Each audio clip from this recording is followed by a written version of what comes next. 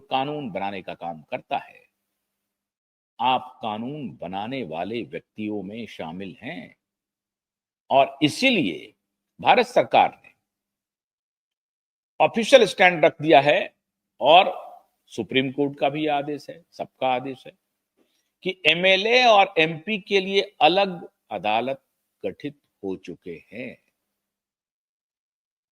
MP अदालत MLA, MLA MP अदालत उसको कहा जाता है, वो अलग अदालत ही है।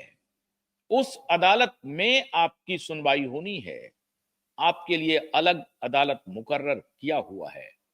इस बात को आप जानते थे और ये सब जान करके आपने पूरे होशो हवास में, लगता है उस वक्त नशा आपका टूट गया होगा, आपने बड़ी चतुराई से, बड़ी चालाकी से सोशल वर्कर का जिक्र किया, पूर्व कैबिनेट मिनिस्टर का भी जिक्र किया, बड़ी पॉलिटिकल पार्टी से संबंध रखते हैं ये भी जिक्र किया, बिजनेसमैन है ये भी जिक्र किया, लेकिन ये जिक्र नहीं किया कि आप एमएलए भी हैं और वर्तमान में एमएलए हैं।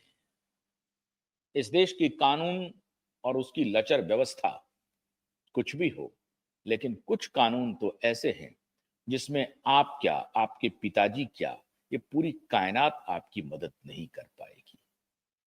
इस पक्ष को उद्धव ठाकरे और आदित्य ठाकरे नकार नहीं सकता है, क्योंकि वो पूरे होशो हवास में, भले ही गांजा के नशे में है या भांग के नशे में है या बीट के नशे में है, जिस किसी भी नशे में हो, कंसीलिंग ऑफ फैक्ट्स, न सिर्फ कंसीलिंग ऑफ फैक्ट्स, एक नहीं, एक गलती हो सकती है, दो गलती हो सकती है, तीन गलती हो सकती है, लेकिन बार बार गलती करना, चतुराई से एफिडेविट तैयार करना, इस बात की पुष्टि करता है कि आप कंसीलिंग ऑफ फैक्ट्स कर रहे हैं। और जब आप शपथ पत्र देते हैं न्याय के मंदिर में कि मैं इस बात का शपथ लेता हूं, शपथ दे करके जितनी बातें मैं कह रहा हूं वो मेरे हिसाब से, मेरी जानकारी में सच है, सच के सिवा कुछ भी नहीं है, ये शपथ पत्र है। कानून की नजर में आपने शपथ ली है कि जो कुछ भी आप कह रहे हैं वो सच कह रहे हैं, सच के सिवा कुछ भी नहीं कह रहे हैं।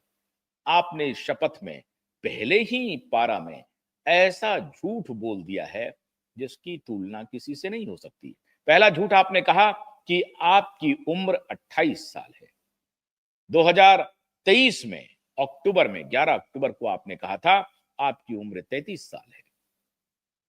अब चलिए वो मिस्टेक हो सकता है, लेकिन आप यहां पर सोच समझ करके जिक्र कर रहे हैं बिजनेसमैन का, राजनीतिक पार्टी से संबंध रखने का, पूर्व में कैबिनेट मिनिस्टर होने का भी जिक्र कर रहे हैं, लेकिन वर्तमान में आप एमएलए हैं, ये शपथ पत्र में नहीं लिख रहे हैं। और ये सिर्फ आप इसलिए नहीं लिख रहे हैं क्योंकि आपको ये लगता है कि शपथ पत्र में अगर मैं लिख दूंगा कि मैं वर्तमान में एमएलए हूं तो फौरन से पेशतर आपका एप्लीकेशन ट्रांसफर हो जाएगा एमपी एमएलए कोर्ट को, और एमपी एमएलए कोर्ट का मैंडेट है कि 1 साल के अंदर मामला रफा दफा होना चाहिए। बड़ी चतुराई से आपने, होशियारी से आपने इस फैक्ट को छुपा लिया। क्यों छुपाया, अब मैं आपको बताता हूं मित्रों। आपको लग रहा होगा कि इन्होंने तीर मार लिया है और मैदान जीत लिया है। मैंने जिस एक प्रकरण का जिक्र किया था इस कार्यक्रम की शुरुआत में कि मां सरस्वती स्वयं आकर के बैठ गई थी कुंभकर्ण की जीवा पर, इंद्रासन की जगह उसने निंद्रासन मांग लिया, ठीक वैसा ही हुआ है। इनसे जानबूझ करके गलती करवाई गई है और ये गलती और कोई नहीं, स्वयं साक्षात शिव आकर के करवा रहे हैं। क्योंकि इधर तो इनको गुरूर हो गया था, मुख्य न्यायाधीश का बेटा मेरा दोस्त है, शायद वो बचा लेंगे। अदालत क्या है, वो सिनेमा में मुंबई में जब आप जाएंगे तो मुंबई में एक जगह है जहां अदालत की एक शूटिंग होती है, वो एक सीढ़ीनुमा बना हुआ है, उसको नकली अदालत का टेम्परेरी सेट बनाया जाता है। इनको शायद इनकी स्मृति में यही थी कि वो जो नकली अदालत है ना, पूरी अदालत जो है सब जगह नकली ही है, वकील भी नकली हैं, जज भी नकली है, ये कानून भी नकली है। इनको इस बात का गुरूर हो गया, मैं उद्धव ठाकरे का बेटा, बाला साहब ठाकरे का पोता, मैं पूर्व कैबिनेट मिनिस्टर, मैं जो कहूंगा वही कानून है, मैंने जितनी बात कह दी वही सत्य है, बाकी अदालत का क्या है? कौन सुनता है अदालत का? अदालत को तो पैसे पर खरीद लेंगे, अदालत में तो न्याय बिकता है, यही इनके मन में था।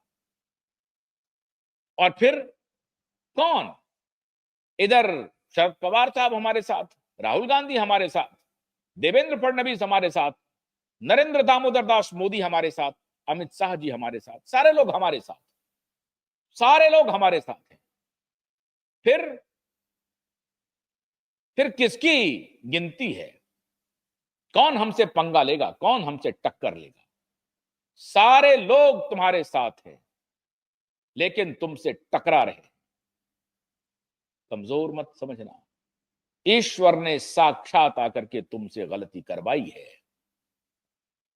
ईश्वर बैठ करके तुम्हें कहा कि सारी चीज का जिक्र करो, लेकिन एमएलए तुम हो इसका जिक्र मत करो।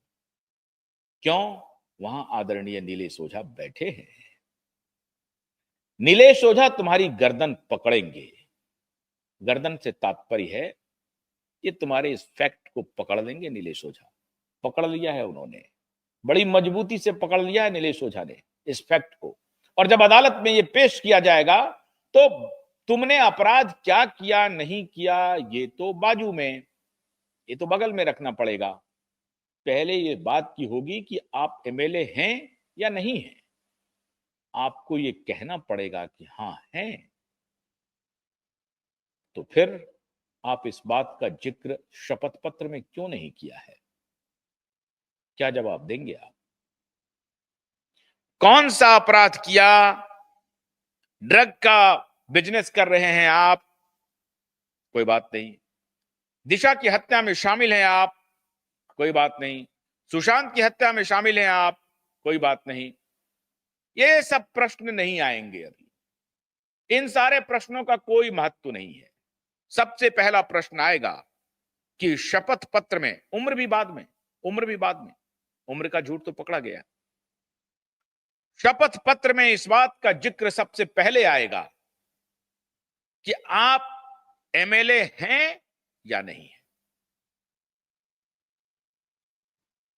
अब तो मुझे यह लगता है मित्रों, याद कीजिए विधानसभा का चुनाव। जब विधानसभा के चुनाव के बाद ये लोग ओथ लेने के लिए नहीं जा रहे थे, इनको इस बात का डर था, लेकिन एमएलए तो ये चुन लिए गए हैं। शपथ लेते या नहीं लेते, ये मेंबर ऑफ लेजिस्लेटिव असेंबली कानूनी रूप से ओथ लेकर बनते कि नहीं बनते, लेकिन चुनावी प्रक्रिया से ये एमएलए हो चुके हैं। इनको चुनाव आयोग ने प्रमाण पत्र दे दिया है लोक प्रतिनिधि होने का, जनता के प्रतिनिधि होने का प्रमाण पत्र इन्हें आ गया है कि ये फलाने आदित्य ठाकरे नाम के शख्स हैं, इनका ये बैकग्राउंड है, इनका ये एड्रेस है, इन्होंने अपने लास्ट चुनाव में फलाने व्यक्ति को हराया है, फलाना व्यक्ति इस पार्टी का है और माननीय आदित्य जी ठाकरे इस पार्टी के हैं। ये प्रमाण पत्र चुनाव आयोग ने आपको दे दिया है। अब आप मेंबर ऑफ लेजिस्लेटिव असेंबली का शपथ लें या नहीं लें, आप जनप्रतिनिधि हैं। चुनाव आयोग की नजर में आप एमएलए हैं, क्योंकि यह विधानसभा के उच्च सदन के लिए चुनाव था और निम्न सदन के लिए, माफ कीजिएगा, विधानसभा के रिप्रेजेंटेटिव जो सदन होता है उसके लिए डायरेक्ट इलेक्टोरेट के माध्यम से जो बन करके आता है, उसकी बात मैं कह रहा हूं, आम जनता जिसको सेलेक्ट करती है। तो ये निम्न सदन है, उच्च सदन विधान परिषद होता है, जैसे राज्यसभा और लोकसभा होता है। तो ये जो निम्न सदन के आप सदस्य हैं, चुनाव जीत करके आए हैं, इस बात की पुष्टि चुनाव आयोग ने कर दी है, तभी आपको प्रमाण पत्र निर्गत